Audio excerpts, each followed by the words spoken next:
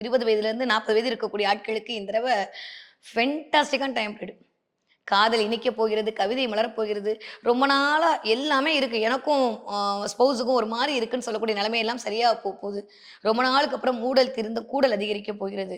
ஏக்கங்கள் எல்லாம் நிறைவேறப் போகுது. இந்த வார்த்தை நான் சொல்றது உங்களுக்கு புரியும்னு நெனைக்கிறேன். நீங்க எதெல்லாம் ஏக்கப்பட்டீங்களோ, அது நாட் ஒன்லி அ சின்ன விஷயம். எதுவாக இருந்தாலும், நீங்க ஒரு கார் வாங்கணும்னு நெனச்சா, வண்டி வாங்கணும்னு நெனச்சா, வாகனம் எது வாங்குனாலும் இந்த தடவ டக்கு டக்கு டக்குன்னு எல்லா விஷயமும் கூடி வரக்கூடிய அமைப்பா இருக்கு. கண்டிப்பா ஏதோ ஒரு ஃபோனோ, ஏதோ ஒரு வண்டியோ இந்த தடவ மேஷராசிக்காரங்க வாங்குவீங்க. அது உங்க வேலைக்காக வாங்குவீங்க. ஓகே.